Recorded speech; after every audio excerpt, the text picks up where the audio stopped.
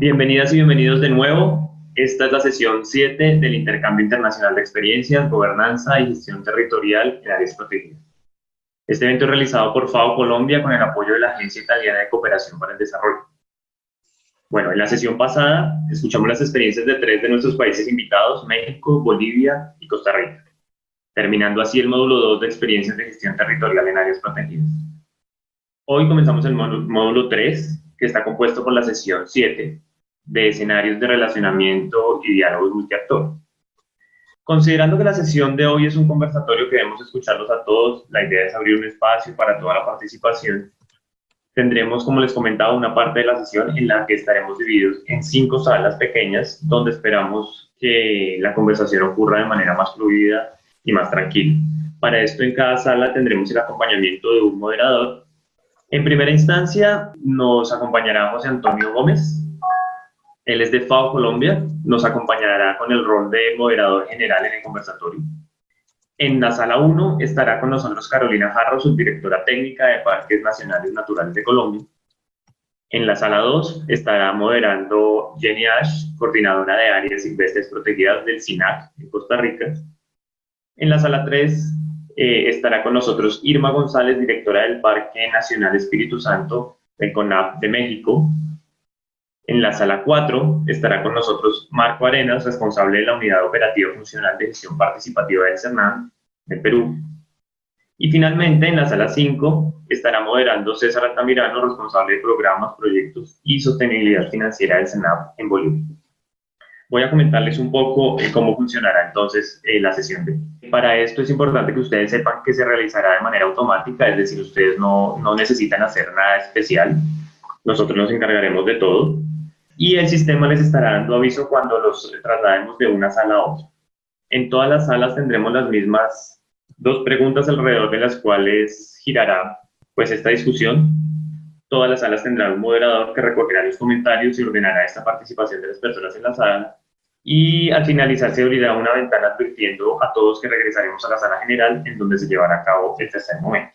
Y en ese momento los 5 moderadores discutirán los puntos de vista de las personas, lo que se planteó y se discutió al interior de las salas, con el fin pues, de generar este sano debate y resaltar los puntos álgidos que allí surgen. En este orden de ideas iniciamos entonces con el primer momento. Para ello invito a José Antonio y a los 5 moderadores a activar la cámara al mismo tiempo. Adelante, José Antonio. Muy buen día a todos y a todas. Hoy, como bien lo señala Diego, estamos en la 7ª sesión de este intercambio internacional de experiencias en gobernanza y gestión territorial en áreas protegidas.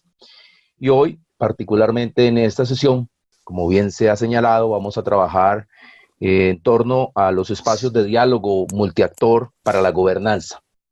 Nos acompañan entonces Marco Arenas del CERNAM, Jenny de Costa Rica, Irma González de México, César Altamirano de Bolivia y Carolina Jarro de Colombia. Entonces los invito a encender las cámaras para que generemos un primer diálogo durante unos primeros 20 minutos. Bueno, vamos iniciando. A todos ustedes muchas gracias por este espacio. Yo voy a iniciar un poco este diálogo con ustedes a partir de 13 o 12 premisas principalmente y luego poder conversar en torno a estos temas. Una primera premisa, y es que no es, digamos, ajeno para todos nosotros la urgente y dramática situación que vivimos actualmente en términos de la emergencia climática, la pérdida de biodiversidad, la emergencia alimentaria, con cifras muy preocupantes como la de IPBES recientemente, donde alerta sobre casi la posibilidad de pérdida de extinción de 1 millón de especies. Por otro lado, y en el marco de la situación actual que nos encontramos de esta pandemia global, por supuesto, el tema de pobreza comienza a ser un tema determinante, y particularmente en la región de América Latina. La CEPAL, en su reporte reciente sobre pobreza en América Latina, habla de que se aumentará al menos un 4% en los puntos actuales porcentuales, llegando a un 28.7 millones de personas más pobres para este año. Y con un estimado de casi 214 millones de personas pobres para la región. A su vez, la FAO para este año también en su reporte hace un llamado de preocupación sobre casi 50 millones de personas en América Latina con hambre, y que se espera seguramente para el 2030 aproximadamente 67 millones de personas con hambre. Igualmente sabemos que las áreas protegidas cumplen y tienen una enorme relevancia en este momento, justamente en términos de seguridad alimentaria, oportunidades de seguridad hídrica, en términos del mantenimiento de los distintos hábitats y, por supuesto, para garantizar una vida digna. Son premisas que están sobre la mesa, están hoy en el debate global, y eso nos lleva también a plantearnos o a reflexionar sobre dos grandes apuestas o desafíos que se han establecido o acordado en las agendas internacionales. Una, para el 2030, el 30% de nuevas áreas protegidas, marinas y continentales, y eso pues, nos pone en dos opciones: una, crear más áreas protegidas seguramente, o comenzar a reconocer el papel de los territorios indígenas que han manejado adecuadamente sus territorios y se convierten en un referente. Y la otra es que estamos en la nueva década de la restauración, y para el 2030 la restauración se aspira a poder restaurar 350 millones de hectáreas de tierras degradadas. En este escenario, entonces, desde lo global hasta lo más local, tiene mucha vigencia la gobernanza y, por supuesto, el diálogo multiactor. Quisiera entonces, a partir como de estas premisas y un poco de estos apuestas o grandes desafíos que han signado nuestros países, comenzar con este diálogo, preguntándoles, y para luego llegar al espacio del debate en las mesas, y es fundamentalmente cómo, digamos, desde la perspectiva de las instituciones que ustedes representan hoy, si existe frente a esos desafíos, frente a esa situación y a estas premisas, los protocolos. Si existen ya un protocolo o rutas metodológicas para el relacionamiento con los diferentes actores y sectores que están asociados a las áreas protegidas. Y si dentro de las áreas dentro de los sistemas de áreas protegidas hoy tienen espacio ustedes en las discusiones de agendas interministeriales, intersectoriales, tanto del orden nacional o regional. Y desde ahí un poco cómo la institucionalidad está abordando esos niveles de gobernanza que seguramente, como en cascada, va a llegar a un área específica, a un área protegida en particular, que seguramente en las mesas quisiéramos ya dar ese debate y esa discusión desde la experiencia de cada uno de los participantes. Entonces yo abro un poco el espacio para que cada uno de ustedes pueda opinar unos minutos y podamos entrar posteriormente a las salas a discutir ya en profundidad estos temas con los participantes. Irma. Muchísimas gracias.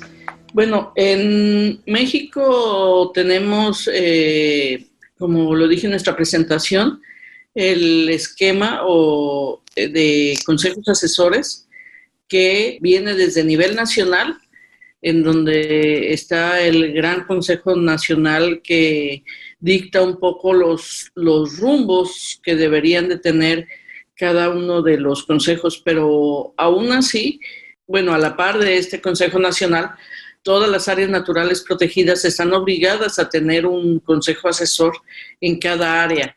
En México somos 182 áreas y cada área tiene su propio consejo asesor que va de acuerdo a la realidad de cada región. Entonces, en este consejo asesor se encuentran sentados los principales actores que confluyen en las áreas naturales protegidas y que le dan este soporte de gobernanza increíblemente fuerte al área natural protegida.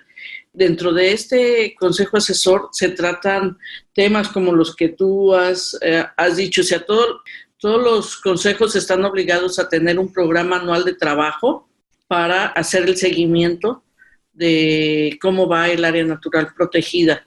Tenemos casos extremos en donde hay una extrema colaboración contra un caso especialmente fuerte en el sur de México, en donde el Consejo Asesor no está de acuerdo en lo que está haciendo el área protegida y han llegado a denuncias y demandas, ¿no? Entonces, este ejercicio grande de gobernanza ayuda muchísimo a implementar los programas que tiene el gobierno federal. Por ejemplo, uno de ellos es el programa de maíz criollo que se tiene, en donde se encuentra el rescate de todas las variedades de maíz que se producen en México. Sería un símil de lo que sucede en Perú con la papa, ¿no? En donde la gran carga genética que hay que conservar de todos los maíces, pues está en México. Entonces, hay un programa de rescate para que todas las parcelas y los grupos indígenas campesinos produzcan este maíz y no los transformados genéticamente. Así como ese programa, tenemos varios programas en México para el rescate y para la sustentabilidad alimentaria, ¿no? Entre otras cosas. Gracias. ¿Quién quisiera continuar? Vale, José, muchas gracias y buenos días para todos. Pues voy a contarles un poco cómo venimos haciendo el esquema de participación en Colombia. Inicialmente nosotros tenemos desde Parques Nacionales un consejo asesor de parques, en donde se sientan diferentes ministros, ministro de Defensa, ministro de Agricultura, ministro de Industria y Comercio, el ministro de Ambiente. Este consejo sesiona más o menos una vez al año y allí lo que se busca es un poco, como lo planteaba Irma, orientar la implementación de políticas frente al sistema de parques nacionales. Pero adicionalmente hay un consejo que es, digamos, más grande, que enmarca el Sistema Nacional de Áreas Protegidas, en donde este consejo, que es el CONAP, se reúne mínimo 2 veces al año y también evalúa un poco el impacto que están teniendo las políticas de los diferentes sectores y también un poco las mismas políticas frente al Sistema Nacional de Áreas Protegidas. Evalúa también la implementación de acciones que se vienen dando en torno a cumplimiento de metas pactadas en Plan Nacional de Desarrollo y da recomendaciones. Este consejo está conformado por representantes de los institutos de investigación del país, representante también de la sociedad civil, de la Academia de Ciencias. Está también en cabeza del ministro de Ambiente, la viceministra también de Ambiente, Parques Nacionales y representantes de los 6 subsistemas regionales de áreas protegidas del país. Y también hay representantes de 3 subsistemas temáticos. Ya directamente a nivel de área, en donde tenemos nosotros territorios traslapados con grupos étnicos, es decir, con indígenas, con afrodescendientes y con raizales, allí lo que opera es la generación de mecanismos asociados al régimen especial de manejo. ¿Qué quiere decir eso? Eso implica la construcción conjunta de la planeación y el ordenamiento de estas áreas protegidas, que lleva de manera anual a hacer un balance, a tener unos comités técnicos y también a tener comités directivos que evalúan de manera anual el avance que se tiene frente a la implementación de las acciones que se pactan en los regímenes especiales de manejo o en los acuerdos especiales de manejo. Esto un poco para comunidades étnicas. Para comunidades campesinas realmente en algunos parques, esto no aplica para todos los parques, existe algunas mesas de trabajo, unas mesas locales de trabajo que también han permitido un avance en términos de relacionamiento, planeación de algunas actividades específicas más relacionadas con saber quiénes están allí, qué actividades desarrollan, buscar alternativas para controlar las actividades asociadas a deforestación y asociadas a transformación, o buscar también oportunidades reconociendo el trabajo y reconociendo las acciones que pues han hecho de manera conjunta y que pues también contribuyan a la conservación de las áreas protegidas. Con los sectores, ¿cómo operamos? Nosotros tenemos mesas sectoriales del nivel nacional, tenemos mesa con el sector defensa, con quienes coordinamos acciones también frente a la conservación y la protección de los parques nacionales. Tenemos también mesa con el sector agricultura, con quienes también tenemos unos puntos específicos de relacionamiento asociados un poco a la implementación de acciones de ordenamiento también en los territorios rurales, pero también buscando salidas y alternativas, por ejemplo, frente a los problemas de ocupación y de tenencia al interior de las áreas de régimen estricto, que son los parques nacionales. De igual manera, tenemos relacionamiento con el Ministerio de Industria, Comercio y Turismo, básicamente también asociado a los parques nacionales que tenemos nosotros abiertos de ecoturismo, que de las 59 parques nacionales tenemos en este momento 25 parques abiertos al ecoturismo.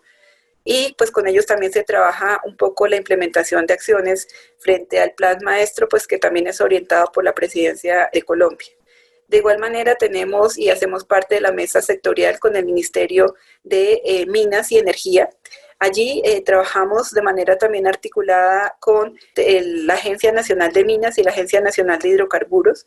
Por ejemplo, con hidrocarburos cada año y de manera periódica, antes de que ellos vayan a sacar nuevos bloques petroleros un poco al mercado a licitar, hacemos mesas de trabajo para verificar que no tengan ningún tipo de traslape con áreas de conservación estricta y que los bloques queden a 1 kilómetro de las áreas, pues digamos, guardando un poco posibles problemas que se puedan generar por proximidad o por manejo de escalas ya directamente en territorio. Con la Agencia Nacional de Minería, pues efectivamente se han identificado algunos títulos mineros traslapados con los parques nacionales o con otras áreas del Sistema Nacional de Áreas Protegidas, y entonces con ello se avanza en un proceso jurídico frente a la desanotación de esos títulos y en lograr hacer el levantamiento y la limpieza un poco del mapa de tierras de tal manera que no se presenten conflictos, digamos, asociados al tema minero en el territorio. Ese es un poco el esquema general de relacionamiento. También hay esquemas de trabajo con los municipios, con las gobernaciones, y también en el marco de los subsistemas regionales de áreas protegidas.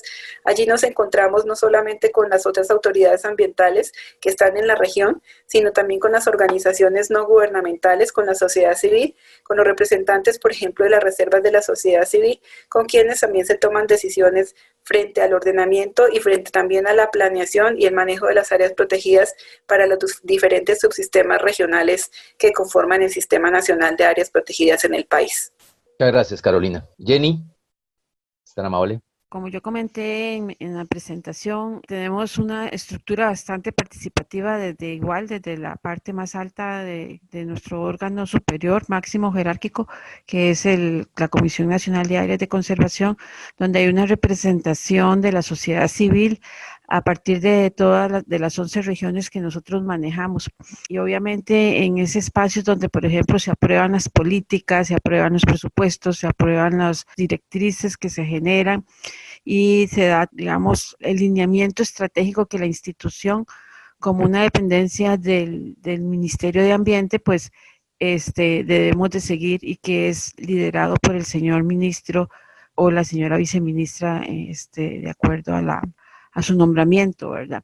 Y eso se va replicando, digamos, ese nivel de participación por parte de la sociedad, se va replicando en los diferentes niveles, a nivel regional y a nivel más local, cuando llegamos al tema de áreas protegidas, donde están los consejos locales, que como explicaba, hay una alta representación, donde incluso el administrador del área protegida llega a funcionar como un secretario de ese consejo local. Igual ahí se toman las decisiones más importantes, como el seguimiento al plan general de manejo, decisiones de la parte de los planes de trabajo que se realizan y de los diferentes procesos, y de reconocimiento a las comunidades por el trabajo que han venido haciendo, y que ellas también reconocen el trabajo, digamos, de las áreas protegidas y la importancia de que el área protegida exista para mejorar su calidad de vida, ¿verdad? Y en ese sentido también se ha trabajado mucho con todo lo que es el tema, estamos en eso también, ¿verdad? Es todo un proceso de todo lo que es el tema de los servicios ecosistémicos, no solo los servicios, sino los bienes y servicios que las áreas dan a las comunidades, y eso ha sido algo muy importante que nos ha permitido que la gente acepte y reconozca el valor que tenga la presencia o no de un área protegida en su comunidad, por ejemplo, ¿verdad? Y entonces cuando hablamos y cuando vos mencionabas, por ejemplo, todo este tema de la pobreza, de los datos de la CEPAL, de la FAO, de IPEX, yo pensaba, bueno, en este sentido yo creo que ese es un trabajo muy fuerte que hay que hacer, y que la gente identifique que el área protegida al final les está beneficiando, que es una fuente de ingresos, ¿verdad? Ustedes saben, Costa Rica es muy reconocida por el tema de la parte de turismo, y porque ha sido eso, porque la gente ha entendido, ¿verdad? Y hemos tenido comunidades por ejemplo, pesqueras que han cambiado totalmente su forma de trabajo a desarrollar actividades más amigables, más asociadas con el parque y más bien luchan y pelean porque, digamos, en este caso, el Parque Marino Ballena se mejore día con día, ¿verdad?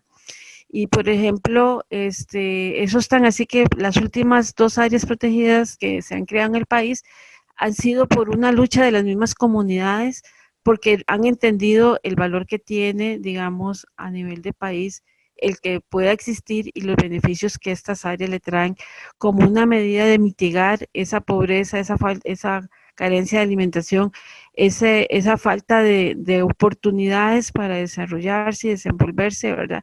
Entonces, ese es un rol muy importante, ¿verdad? Que yo creo que lo que debemos de potenciar, pensando también en esto del 30-30, ¿verdad?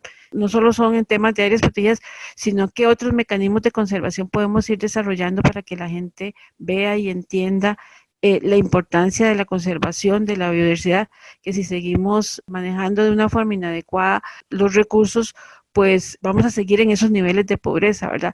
Al final es como la gallinita de los huevos de oro, si no las cuidamos, no va a funcionar todo el resto, por lo que se ha trabajado y se ha garantizado casi que el 26% en la parte territorial del país para conservación, ¿verdad? Entonces es todo como una gran conexión, un gran rompecabezas que tenemos que ir montando y obviamente el tema de la gobernanza es vital para poder alcanzar eso. Si no, solos como institución o como Estado no lo vamos a lograr si las comunidades y los actores locales no se empoderan de todo este trabajo. Gracias. Muchas gracias, Jenny. Marcos. Entendiendo tu pregunta o el motivo de la generación de este panel, siguiendo la misma estructura, creo hay un árbol en común, hay un tronco en común que diga, en los cuales los diferentes países han desarrollado estas estructuras, ¿no? Que nos hace distintos a una montaña o a un espacio que no es área protegida o a un territorio, ¿no? Entonces, ya sabemos cuáles son las diferencias. Las diferencias son que definitivamente nosotros tenemos un límite protegido, o sea, sabemos hasta dónde va nuestro paisaje, incluso sabemos hasta la relación de este paisaje con su entorno, alguien ejerce autoridad, sus plataformas de participación y una hoja de ruta como los instrumentos de gestión o de planificación, que son los planes maestros que nos dicen. Eso nos diferencia de otra forma de gestión del territorio. Entonces, y ese tronco común ocurre en todos los países. Entonces, de eso no voy a hablar porque es evidente que ya las compañeras han hablado de eso. Y voy a comenzar a ir pensando en lo último que indica Costa Rica. Porque creo que por ahí va la figura asociado a los retos que plantea José. En estos momentos, con pandemia y más aún sumado a los otros cambios globales que están ocurriendo, nos da una enorme oportunidad de lo que queremos de los sistemas de áreas protegidas. Estas formas como las que hemos estado organizando sobre estas 4 estructuras, como el comité de gestión, siempre están buscando seguro blindar en lo mejor a nuestras áreas protegidas, o blindar de lo mejor a nuestro sistema de áreas protegidas. Y eso lo hemos hecho y lo hemos hecho muy bien. Y por seguro tenemos de una u otra forma los mejores estándares de conservación, cada sistema cada vez más fuerte. Y hemos hecho una serie de arte de relacionamiento con mi vecino, y eso funciona. Nuestros comités de gestión en muchos de los casos son exitosos, compartimos muchas cosas con ellos, pero siempre esta mirada hacia cuidar la isla o hacia cuidar el polígono. Yo creo que estos retos ahora, en este contexto y los cambios globales, nos marcan la cancha distinta, ¿no? Nos marcan la cancha en el sentido que tenemos una oportunidad de justamente lo que indica Costa Rica, en el sentido de que ahora debemos hacer ver que las áreas protegidas tienen que jugar otro partido o otro rol en el paisaje, pero sobre todo en el propio desarrollo o luchar contra esos índices que indicaba José Antonio de pobreza, o hacer ver que las áreas protegidas están contribuyendo a solucionar o a cerrar esas brechas de esos problemas. Entonces, yo creo que es el momento. Entonces, nuestros consejos asesores, en el nivel que consideremos, deberían estar jugando ese rol. Y seguro una gran fase es hacer entender a los propios miembros, a los doctores estratégicos o miembros del Consejo Asesor, este reto o desafío que ellos tienen de hacer ver que las áreas protegidas no solo son como estos espacios de representatividad, de conservar una muestra, de ser arca de Noé, sino tienen que ser que son parte de la dinámica del desarrollo territorial, que van a sumar a este desarrollo.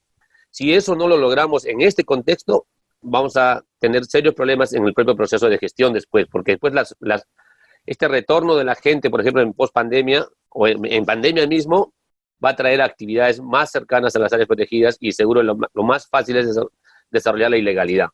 Yo creo que es una oportunidad en la cual tenemos que demostrar que las áreas protegidas están para el bienestar y seguros asociados al servicio ecosistémico. Termino otro tema. Muchas de las cosas de las innovaciones, otra vez pensando en esa estructura que hemos tenido casi todos por igual y seguro en el marco de la Comisión de Áreas Protegidas y todo lo que hemos venido desarrollando, y muchos tenemos de esta escuela. Yo escucho a Costa Rica y estoy viendo la propia ley de áreas protegidas peruana.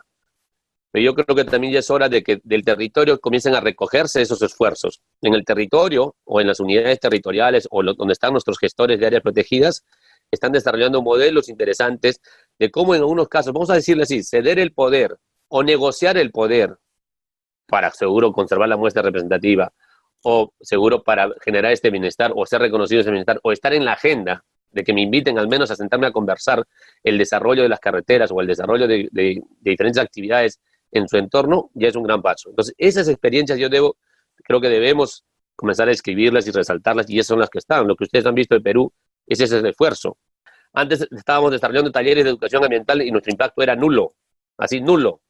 La mejor estrategia fue sentarse a conversar con los que saben hacer su trabajo o con aquel que está en la vereda del frente, ¿no? César. Buenos días a todos, muchas gracias por estar acompañándolos y escuchándolos con tanta atención. Yo me pongo el mapa de Bolivia ahí atrás para que recuerden que estamos por el centro del corazón de América y tenemos cierta particularidad en nuestra diversidad, sin costa lamentablemente, pero una riqueza excepcional.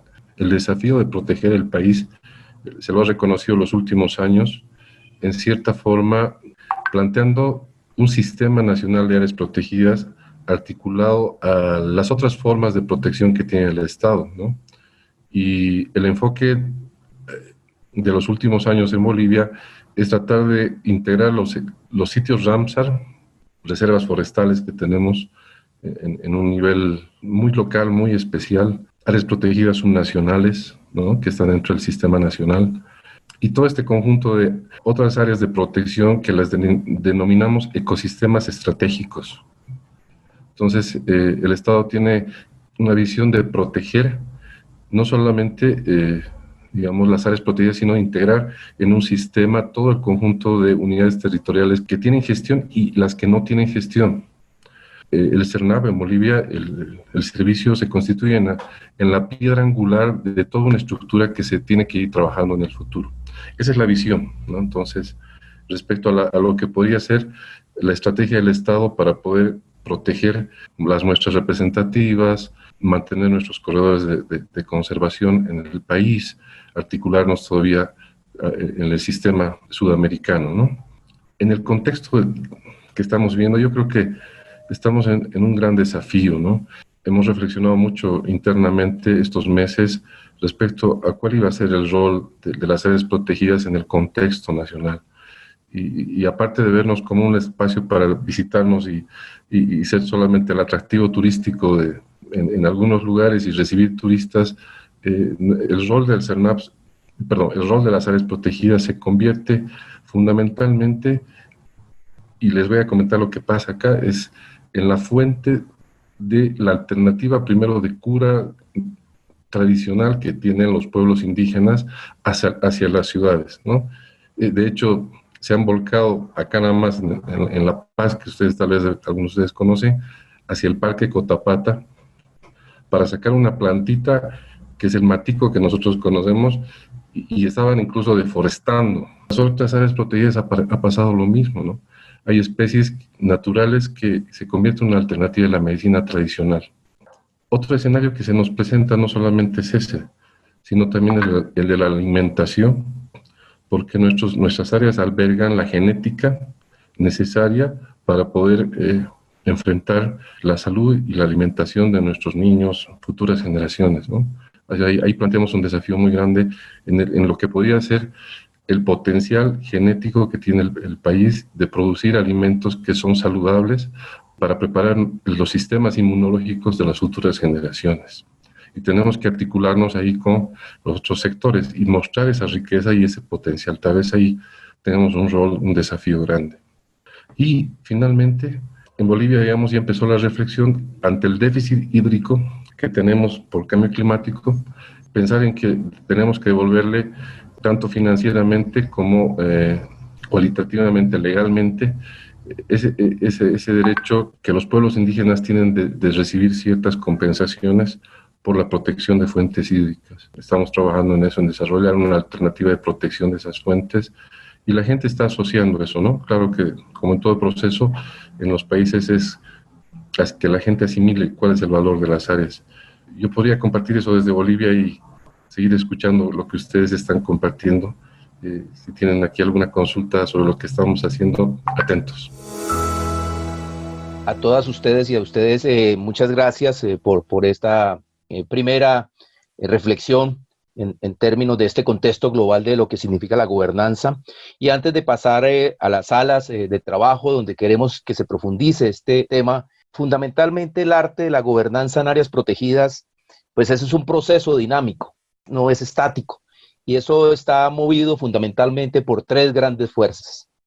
La fuerza política, son como péndulos, ¿no? Y de pesos y contrapesos. Las fuerzas políticas, representadas muchas veces por los estados, por los gobiernos, por los sistemas nacionales de áreas protegidas, que establecen unas directrices globales, regionales y locales. Las comunidades locales, que son actores vivos, activos, presentes en los territorios, comunidades indígenas, comunidades afro, comunidades campesinas, comunidades colonas, y por supuesto los intereses económicos. Son los tres péndulos de esta fuerza y contrafuerza del arte de la gobernanza. Y lo que quisiéramos también ahora en las mesas, a partir de dos preguntas que van a presentarse a continuación y que invitamos a que ustedes las puedan acompañar y orientar para luego, al retorno de la sesión de las salas, poder volver a conversar sobre el tema. Hay realidades y situaciones muy complejas que en cada uno de los países se ha vivido. Entonces, en Perú, año pasado, antepasado, el tema, por ejemplo, del conflicto minero, la ocupación minera en áreas protegidas de manera ilegal, el tema de cultivos ilícitos o el tema de la ocupación por otras prácticas ilegales o quemas o incendios, ocupación ilegal de tierras en Colombia, el tema del aprovechamiento forestal en algunos territorios en Bolivia. El año pasado, por ejemplo, en México, el conflicto que se presentó con el tema de la vaquita marina en el Golfo.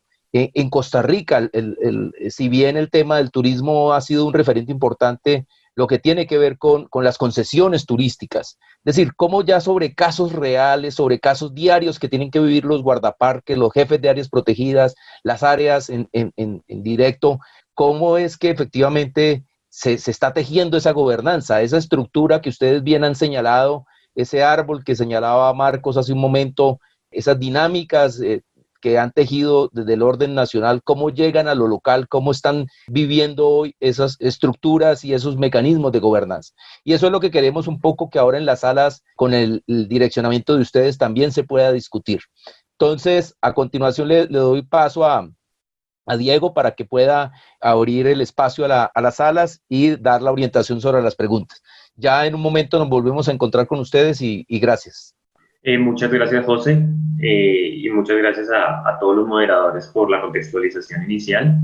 Bueno, a continuación lo que pasará será que el sistema automáticamente nos va a dividir en diferentes salas. Ustedes ven que los nombres de ustedes están renumerados con el número de la sala a la cual pertenecen. Son 5 salas, cada una acompañada con uno de nuestros moderadores. De nuevo, entonces, en la plenaria, ustedes han tenido la oportunidad de escuchar, de interlocutar con los demás colegas que están presentes en toda la sesión sobre estas 12 preguntas que se han formulado. Una que tiene que ver con las principales dificultades en los procesos de diálogo y los mecanismos que se han planteado para superarlos. Y en términos de los comités de gestión y las instancias similares que existen hoy en las diferentes estructuras de gobernanza en las áreas protegidas. Entonces, ahora en estos 30 minutos que tenemos previstos para abrir la discusión a la plenaria también, ustedes como moderadores, los invito a que podamos entonces conversar sobre qué percepción, qué elementos encontraron en esta conversación, y al final poder tal vez sacar algunos elementos comunes que nos permita enriquecer toda esta discusión y por supuesto alimentar todas las reflexiones que hemos venido desarrollando a lo largo de las diferentes sesiones.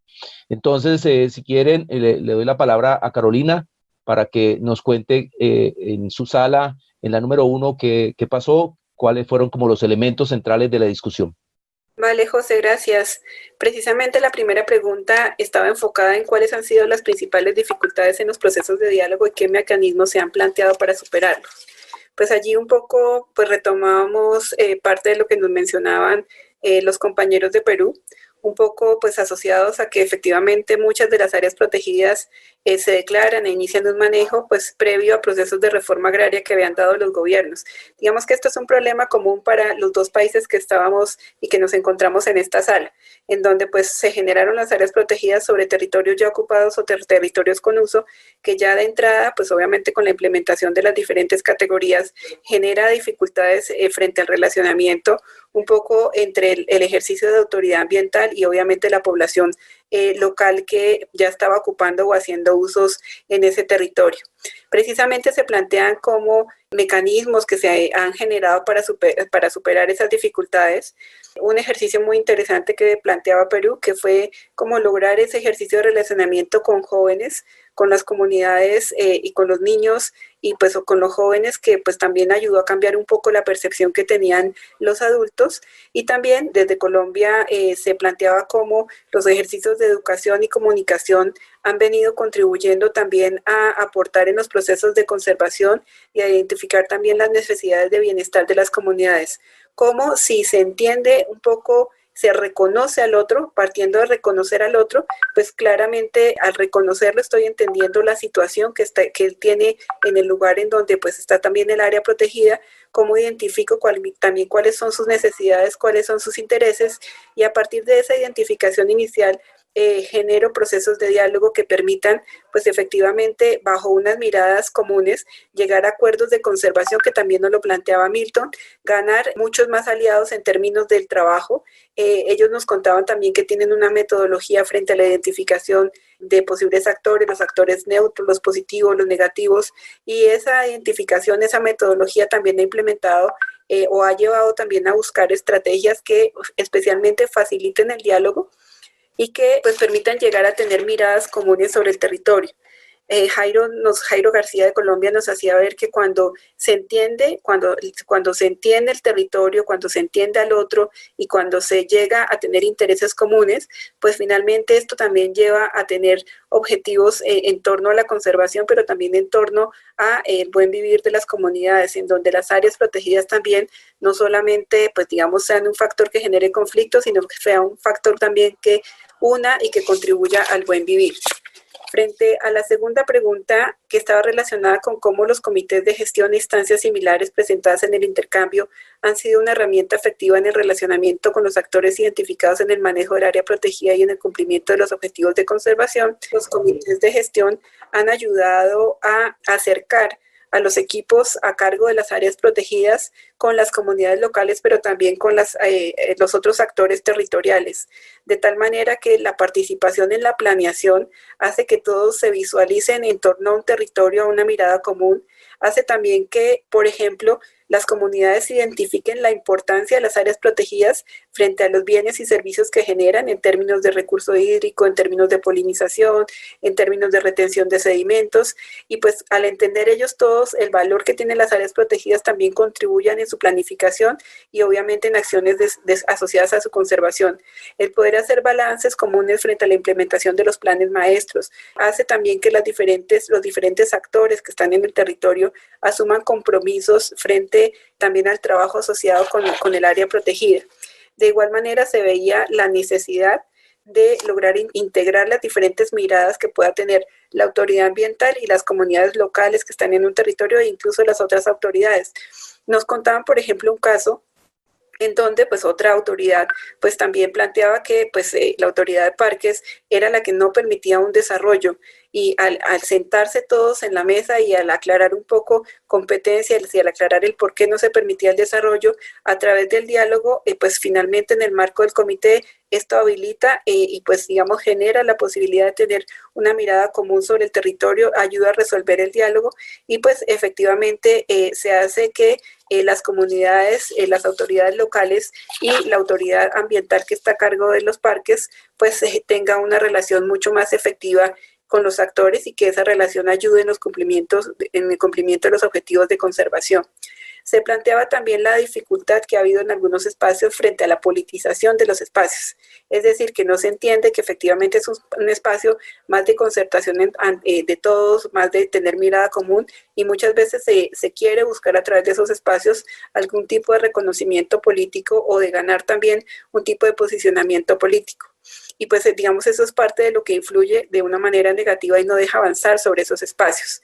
Se plantea también la necesidad de tener vinculado en el marco de esa gestión e instancias procesos de sensibilización, procesos de educación que también contribuyan un poco a el reconocimiento de las comunidades frente a los bienes y frente a la importancia que tiene, digamos, el área protegida en el territorio, pero también es un área protegida que contribuye a las comunidades que le está aportando al buen vivir. También se veía frente a los comités de gestión y frente también incluso a las mismas dificultades de operación de los comités de gestión, la necesidad de generar mejores competencias en los guardaparques y tener también perfiles complementarios, no solamente del sector ambiente, sino perfiles que complementen, ayuden, faciliten el diálogo y al manejo y relacionamiento con otros actores en el territorio. Gracias, Carolina. Marcos. Fue interesante el grupo, en especial porque muchas de las intervenciones o varias de las intervenciones estaban asociadas a procesos más conceptuales y seguro tratando de dar respuesta a esta figura. Entonces hay un tema respecto a la primera pregunta y que es cuáles han sido las principales dificultades en los procesos de diálogo y qué mecanismos se han planteado para superarlos. Entonces un ejercicio que nace desde Colombia y que compartimos todos por seguro es el paisaje, ¿no? el territorio. Entonces, ahí sí hay una necesidad de cómo pensar o mirar el paisaje y la participación de los diferentes actores que tienen en ese territorio. Un tema interesante en esa lógica es la participación, lo local, que queremos que eso se ha desarrollado o se ha concebido de mayor nivel, pero no necesariamente en el momento de asumir los compromisos. Hay un tipo de intervención colaborativa por seguro, pero en asumir la responsabilidad sobre esas intervenciones, ¿no? Sobre los compromisos asociados a seguro lo que buscamos en el marco de la implementación de la gestión efectiva de las áreas protegidas. Una intervención de otras de Colombia asociada a la diferencia entre participación y participación efectiva. Y seguro que está relacionada muy a lo anteriormente indicado, ¿no? Más allá de la participación, qué tanto de esta participación es colaborativa y si en el caso de Perú, lo que agrega es si esta participación colaborativa es asumida con compromisos y responsabilidades. Entonces ya cuando estamos llegando a ese nivel, comenzamos a pensar en derechos de tomar decisiones si es que yo soy parte de un proceso de acción conjunta o colaborativa, pero que asume responsabilidades. Un tema adicional que hemos tenido y que resalta como una de las principales dificultades es la generación o la falta de confianza, ¿no? Entonces, Colombia nuevamente resalta el tema de las estructuras que se tiene, normativas o estructuras jurídicas que a veces no ayuda o no colabora. Es evidente que en el caso peruano, por ejemplo, que esta participación a veces de lo que no está dicho yo lo puedo hacer en el marco jurídico, me da esa facultad para nadar o avanzar sobre esta figura, pero en el caso cuando existen estas estructuras jurídicas se convierte en una dificultad. Entonces ahí es donde ya en mi primera intervención indiqué sobre la necesidad de que justamente esas estructuras se construyan de abajo hacia arriba porque creo que es lo que mejor alimenta o genera una mayor disposición de política pública sobre esos mecanismos de participación, ¿no? En el nivel que le corresponde. Con respecto a la segunda pregunta, si los comités de gestión o instancias similares representadas en el intercambio han sido una herramienta efectiva, yo voy a recoger un tema que creo que es uno de los más saltantes del grupo y fue o está asociado al tema de representatividad. Creemos que nuestros pares a nivel de territorio, esta relación de mi vecino o el colindante o del que somos parte de un territorio mayor, como es en lo que coincidimos con la participación indígena, lo hacemos bien. O hay una relación, ¿no? en estas estructuras. Pero en las otras estructuras, y creemos que esta es gran parte del reto o desafío a desarrollar, donde se toman mayores decisiones, como decir las instancias más superiores de participación, y de que es donde se toman decisiones sobre el contexto del territorio, sentimos que no están representados o no se han generado estas condiciones, ¿no? En muchos de los casos, en el caso mismo peruano, cultura en teoría representa la participación indígena, pero no es cultura, sino son las organizaciones indígenas, entonces, que representan, que deberían representar, y a veces en muchos de los casos no hemos sentido su asiento, teniendo en cuenta que muchas de las áreas protegidas en esa configuración de territorios que se conservan están muy relacionados. Colombia decía que más del 60% está relacionado con una participación étnica o con territorios étnicos en su esto. Entonces, existe una necesidad y una disposición de sentarse en las mayores instancias a conversar. Creo que hay un fuerte avance. También hay, por seguro, uno de los grandes temas que está asociado a la reivindicación territorial. Creo que Colombia ha avanzado mucho de eso y lo tomamos como mucho ejemplo. En el caso de Perú, se gesta en ese mismo contexto. Hay un discurso en estos momentos de nación en lo cual hay que comenzar a rediscutir, ¿no? Pero más allá de esa figura de mandato pedido es que estén en la agenda de discusión, ¿no? Entonces, eso es algo interesante. Un tema que indicaba también, si no me equivoco, Marta, es cómo en estas figuras de las organizaciones que se crean en el marco de las áreas de conservación privada o áreas de protección de la sociedad civil, cómo estas instancias en el territorio han logrado calar en instancias superiores en sus otros niveles mayores de participación, ¿no? Entonces, eso es interesante recoger cómo esta red de conservacionistas de carácter privado para sus intereses y estar en la agenda seguro del desarrollo de sus propios territorios, ¿no? Marta nuevamente recoge el tema de la normatividad y de esas estructuras y otra vez, cómo es que garantizamos esta participación de las organizaciones no solo en los consejos asesores o esta plataforma de participación en el territorio en las cuales diseñamos, sino también en otros niveles mayores de participación en los cuales se deben desarrollar. Es un poco por ahí donde quería comentar. Yo también dejo, si hay algún comentario de los compañeros. Si Gracias, no, Marco. Sí. Jenny. Pensando, digamos, en el origen de las áreas protegidas, pues es una de las primeras cosas a las que hay que apostar, generar confianza en el grupo, que todos estamos hablando transparentemente, que todos estamos entonados sobre lo mismo, ¿verdad? En este momento, digamos, y por la realidad que tenemos actualmente, el tema virtual se ha vuelto muy importante para poder generar estos espacios y no dejarlos caer, ¿verdad? En muchos de los casos, pues ya se venía trabajando de forma física, se ha tenido que retomar ya más de forma virtual y eso pues también ha generado ciertas dificultades porque no todos tenemos o estamos en línea con la tecnología o tenemos la oportunidad de tenerlas disponibles, ¿verdad? Entonces ahí se comentó por parte de compañeros de Perú principalmente, que en ese sentido pues el tema de trabajo con jóvenes ha sido muy importante para que ellos ayuden a involucrar también a personas de mayor edad. Y también aquí la relación entre municipios y las asociaciones comunales, ¿verdad? Que además es beneficiosa para la gestión del área protegida, es vital poder fortalecerla, poder generarla, ¿verdad? El tema de confianza es una de las principales dificultades, ¿verdad? Como tanto a la hora de construirla como de mantenerla, ¿verdad? Y pues en este momento es aún un poco más difícil, ¿verdad? Siempre es muy importante, en la medida de lo posible, tener una relación cara a cara, como se comentó, pero sabemos que ahora no es tan fácil, ¿verdad? Y así también se nos comentaba por parte de algunas compañeras de Colombia, digamos que incluso en este momento es más difícil porque a veces ni se puede entrar a ciertas regiones por temas de cuarentena o por restricciones, entonces eso dificulta un poco más este tipo de procesos, ¿verdad? El tema de gobernanza se vuelve vital, eso lo tenemos, creo que el grupo lo tenía bastante claro en términos de que cada vez hay más, y más con la realidad que tenemos ahorita, hay más presión sobre los recursos naturales, sobre la biodiversidad en general, y entonces este tema de gobernanza se vuelve vital para que la gente entienda y comprenda el tema de trabajar todos juntos por la gestión de un área protegida. El otro tema es que esos procesos de diálogo que se dan dentro de estos espacios debe ser un proceso de diálogo efectivo. Debe haber visiones integrales dentro de ese diálogo.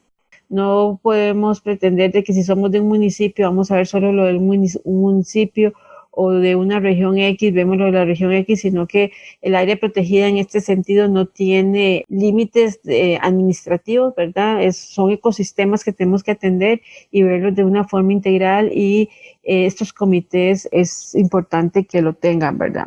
Bueno, y el marco jurídico también se mencionó que a veces, aunque el mandato o la línea de trabajo es clara, que hay que ir hacia la gobernanza, esto es muy importante. A veces el marco legal no es tan claro para llegar a eso, y que en eso se debe siempre seguir trabajando y mejorando para lograr ese marco jurídico que sea más concreto, más claro, porque no es suficiente solo con que esté el mandato, sino hay que establecer las líneas jurídicas de a dónde queremos llegar.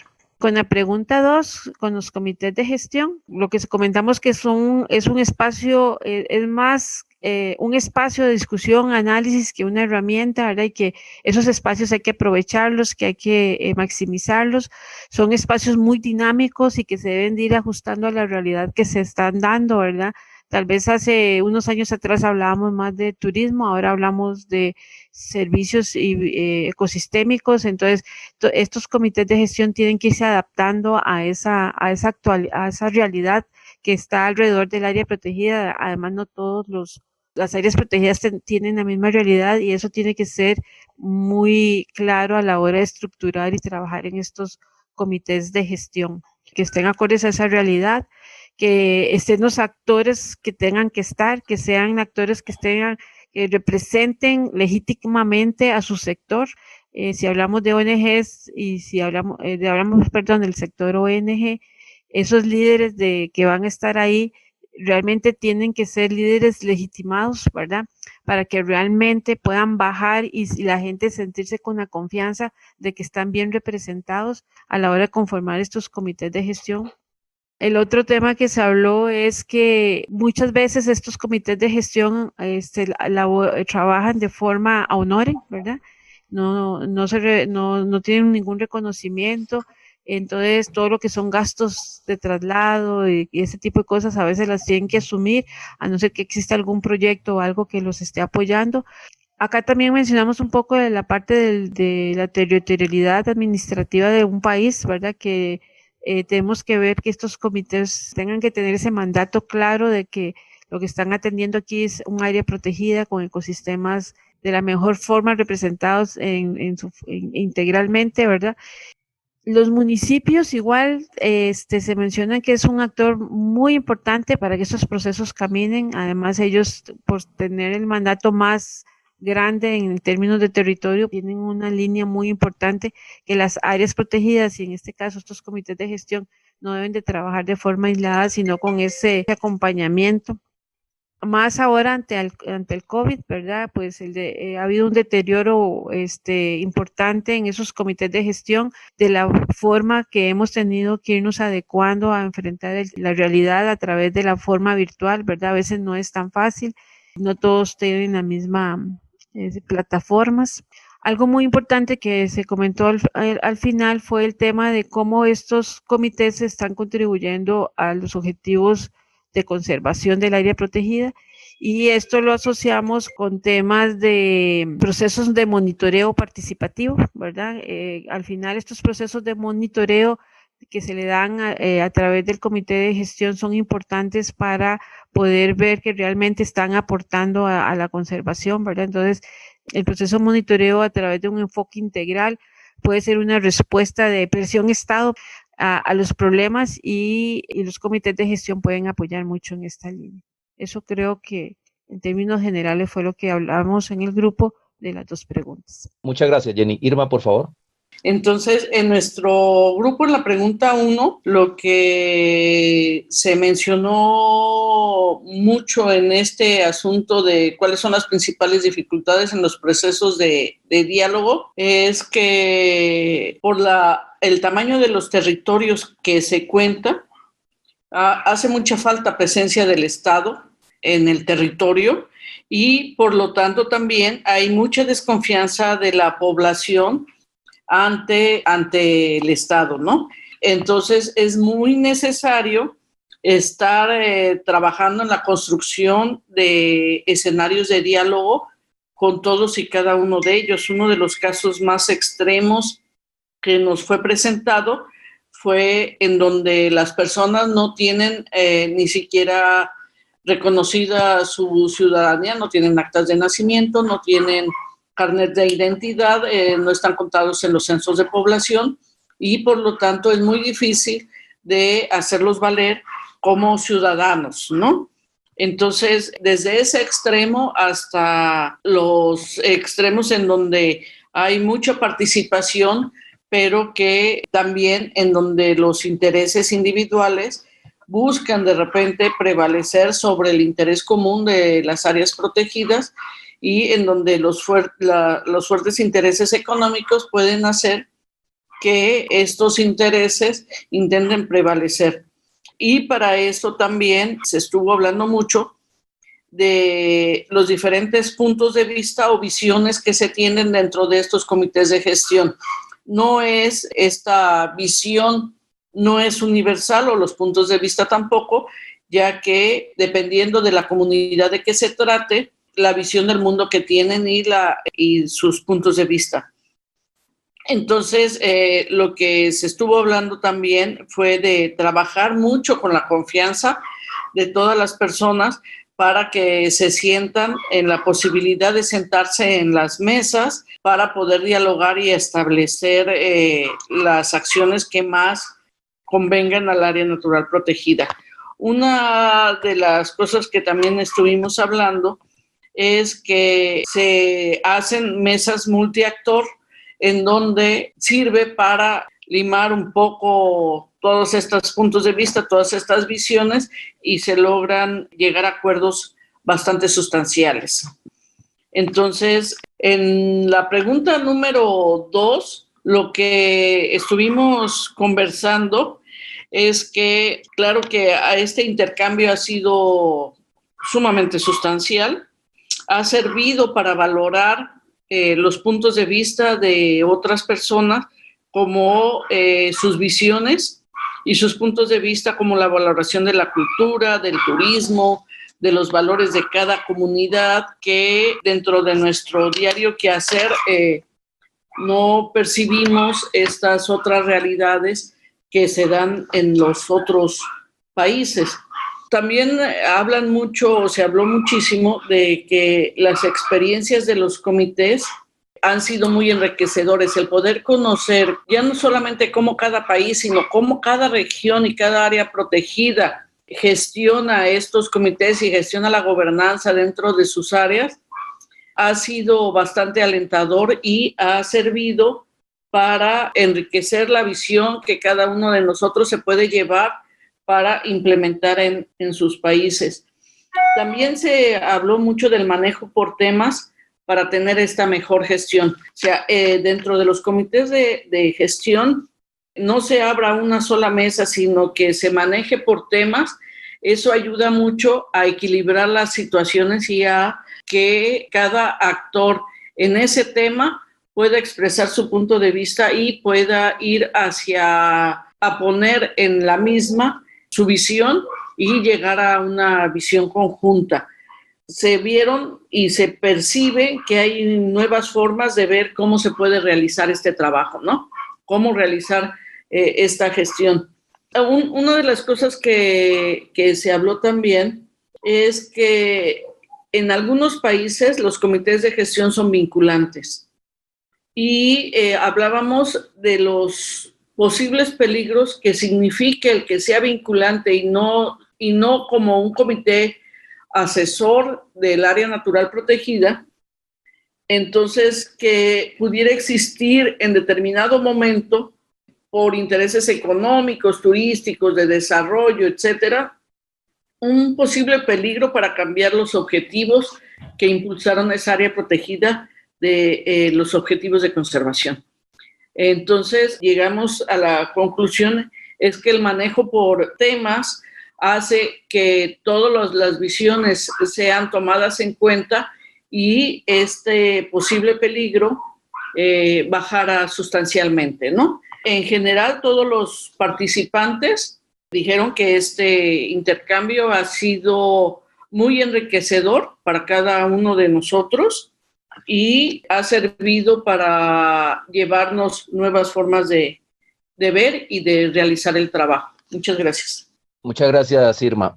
Finalmente, César. Respecto a la primera pregunta sobre las dificultades, nosotros en el grupo hemos analizado, principalmente había que avanzar en esta visión que tienen algunos países respecto a la normativa de áreas protegidas y la figura que todavía se maneja de resguardo de los pueblos indígenas, ¿no? Entonces nosotros debíamos ir construyendo eso. Hay diferentes niveles de desarrollo en eso. Algunos países han avanzado más que otros, pero entre todos creo que vamos en ese camino de avanzar no solamente de una figura de presencia de pueblos indígenas que protegen la naturaleza, sino avanzar a una figura de gestión en esos territorios. Otra dificultad muy marcada, bueno, que es más real en Colombia, es el tema de asesinatos de los líderes sociales, ¿no? El riesgo que corren muchas veces los guardas en algunos territorios por la presencia de la actividad ilegal, ilícita y delictiva. Esto lastimosamente es común en varios países, principalmente Amazonía, y lo hacemos evidente en este punto porque hay un país que sufre más esto que otros. Y hay un tema que es más común entre todos, que es el tema de educación y comunicación. La verdad es que ese es el elemento que ha dado, por lo menos en Bolivia y en otros países, la base para poder consolidar la gestión del territorio, saber dónde nos encontramos, conocer los límites del espacio y saber cuáles son los actores es la clave. Luego, la interacción entre ellos es lo fundamental.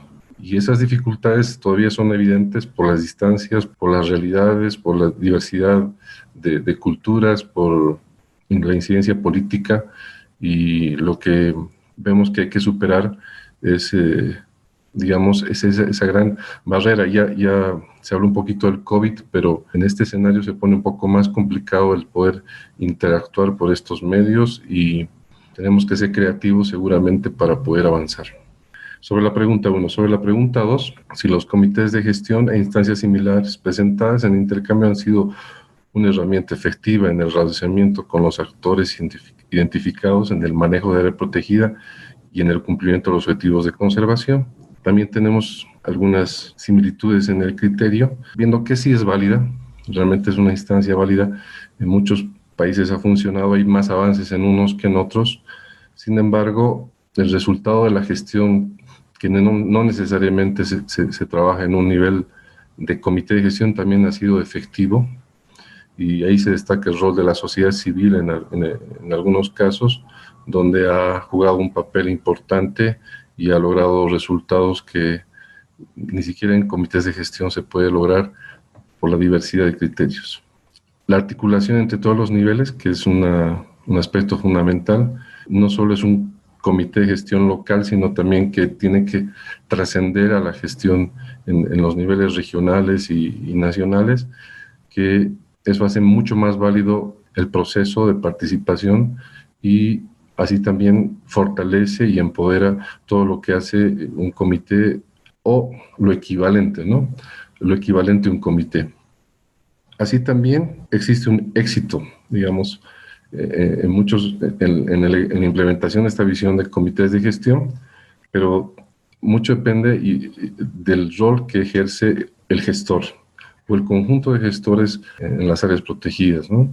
Esto necesariamente pasa por el fortalecimiento del liderazgo, necesariamente pasa por el empoderamiento de los líderes sociales comunales, en algunos casos, productores, etcétera, y en eso todavía hay que trabajar en muchos niveles y empoderar el rol de los actores que son claves. Eso tendríamos que informar del grupo de moderación con un resumen. Y muchas gracias. Muchas gracias, César. Bueno, muchas gracias a Irma, muchas gracias a César, a Marco, Carolina, por haber escuchado y transmitido de esta manera sucinta estas reflexiones en torno a estas dos preguntas. Creo que es importante retomar estos elementos que bien señalan cada uno de los grupos. Un elemento importante que se remarca en las 5 salas tiene que ver necesariamente con la construcción de confianza, con el tejido en la confianza, es un elemento fundamental. El otro elemento es la participación colaborativa, cómo se construye una participación mucho más colaborativa, cómo realmente se avanza en una mejor comprensión y dimensión del territorio. Entender el territorio en todas sus dimensiones, en todas sus aristas es fundamental, pasado necesariamente por una buena comunicación, desde las herramientas básicas de la comunicación participativa hasta una comunicación asertiva en la construcción y en el tejido de los diferentes actores. Y por supuesto, un elemento que en alguna de las mesas de las salas sale es el tema de la participación de los jóvenes. Hoy estas nuevas generaciones que van a tener que enfrentar y están enfrentando esas nuevas realidades en el territorio, con lo que hablábamos al principio de la apertura de la sesión, van a tener que estar en el día a día en los procesos de negociación. Son entonces cuatro grandes elementos para que tenga una fuerza esta buena gobernanza, y ese es el elemento de la comunicación, la integración participativa, la innovación y la creatividad. Tenemos que ser muy creativos, muy innovadores en estos tiempos para que efectivamente las áreas protegidas mantengan ese valor agregado y esa contribución al bienestar de los territorios y de las comunidades que los habitan. Y por supuesto, unas muy buenas relaciones en la construcción y en la confianza. Son los 4 elementos que hoy hacen parte necesariamente de esta fase y esta construcción. Pasado por un elemento fundamental, son las estructuras de gobernanza, desde lo más grande, desde lo más amplio, desde lo más nacional hasta lo más local, cómo realmente estos comités de gestión o estructuras de instancia local deben tener una mayor voz, una mayor participación, y por supuesto, como lo hablaban en algunas de las salas, cómo el sistema de áreas protegidas y cómo la instancia de gobierno se convierte también en un facilitador, en un mecanismo de mediación y no en un contrapoder en el territorio. Entonces son los elementos que hoy salen de esta sesión, de esta plenaria, y por supuesto elementos muy enriquecedores que nos ayudan a construir y a hacer balance en estos péndulos que hablábamos en la mañana, el péndulo de la participación política, el péndulo de la participación comunitaria y el péndulo de los actores económicos. Entonces le doy la palabra a Diego para poder ya hacer el cierre de la sesión. Muchas gracias a los moderadores y muchas gracias a toda la asistencia. Muchas gracias a ti, José, y a todos los moderadores del día de hoy.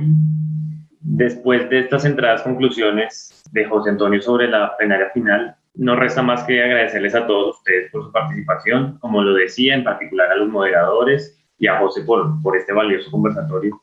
Realmente nos alegra mucho poder abrir este espacio y darle voz a todos los asistentes del intercambio. Creo que era una cosa importante que necesitábamos hacer.